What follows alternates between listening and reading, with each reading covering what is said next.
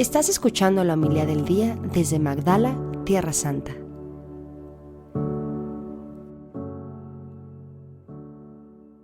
En aquel tiempo llegaron a donde estaba Jesús, su madre y sus parientes, que se quedaron fuera y lo mandaron llamar.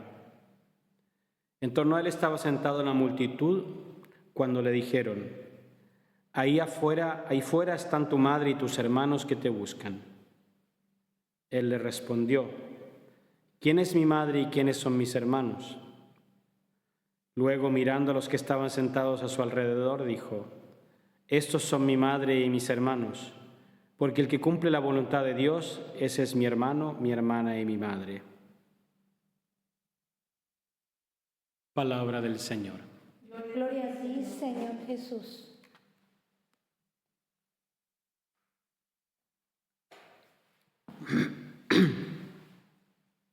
Hay cosas que el Evangelio no dice. Entonces creo que hay unos libre de poder imaginar, siempre que no vaya contra el mensaje del Evangelio, porque a veces por imaginar mucho nos vamos fuera.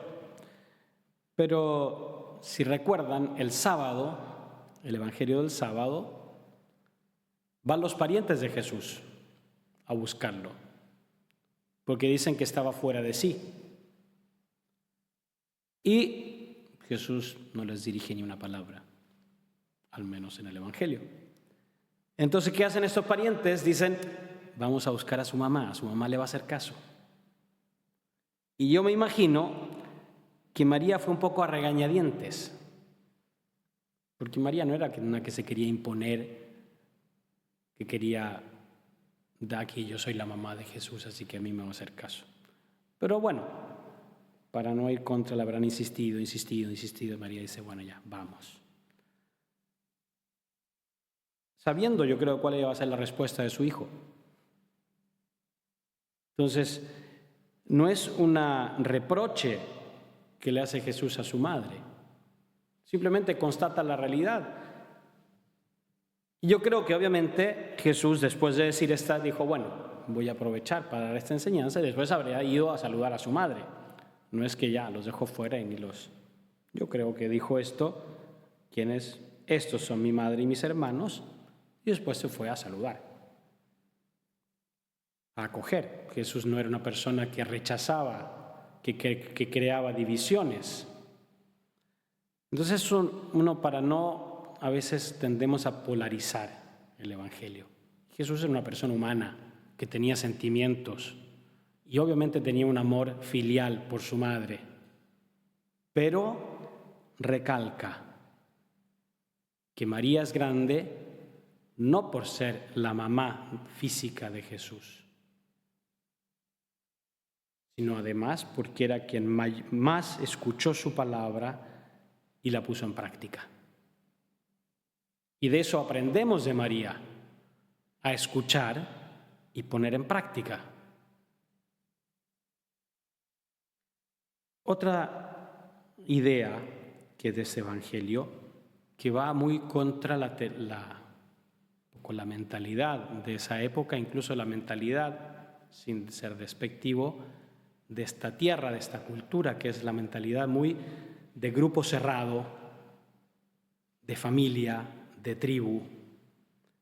Y Jesús quiere romper con eso.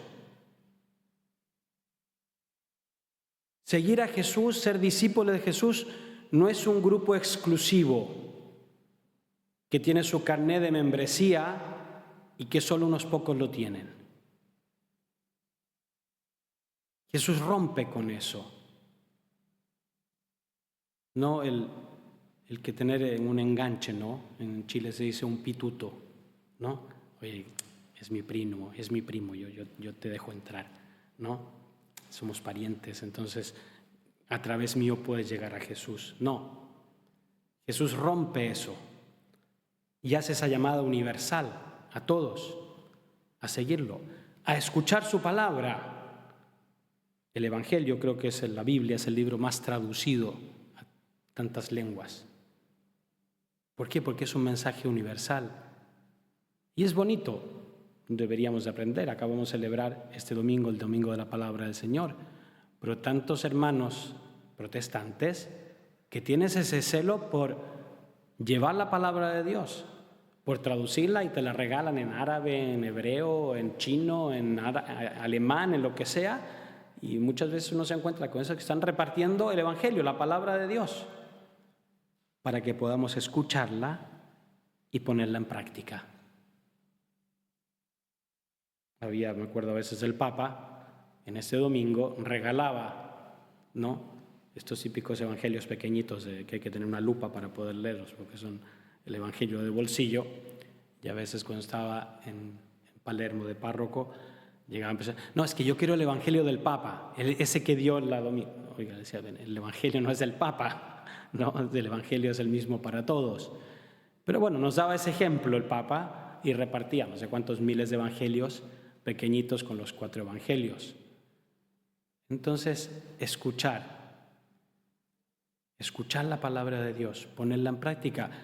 Y es el ejemplo también que nos da David, que por muy calamidad que fuera,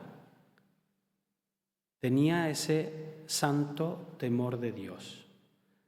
Si ustedes, les dejo de tarea leer los 2 libros siguientes al segundo de Samuel.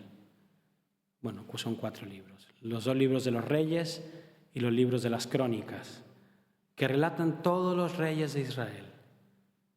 ¿Cuántos, creo que son con una mano que los podemos contar, no cayeron en la idolatría?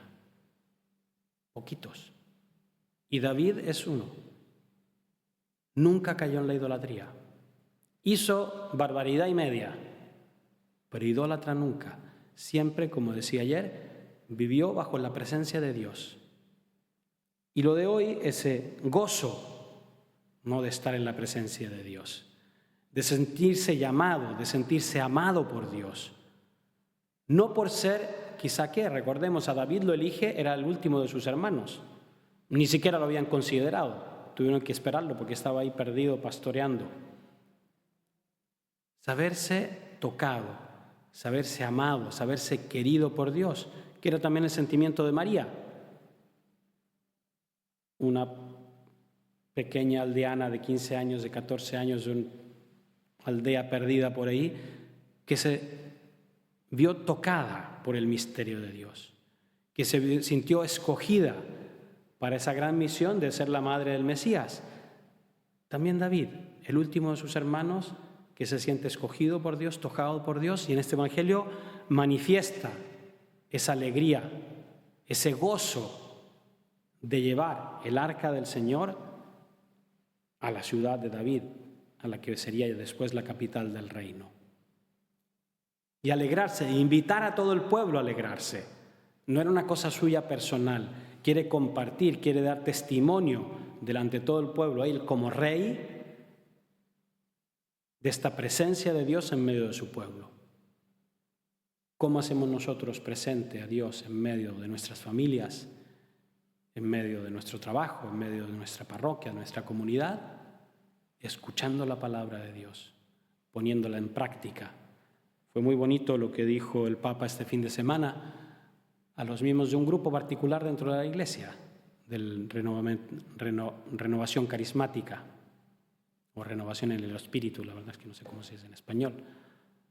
Pero dice eso, no solo lindas canciones, no solo lindas oraciones, pero también vivir la caridad, vivir el mensaje del Evangelio.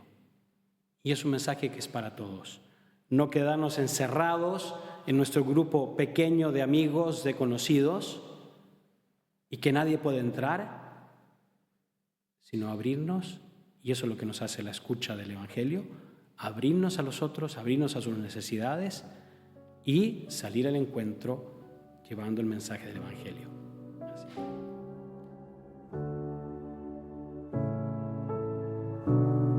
Muchas gracias por escucharnos.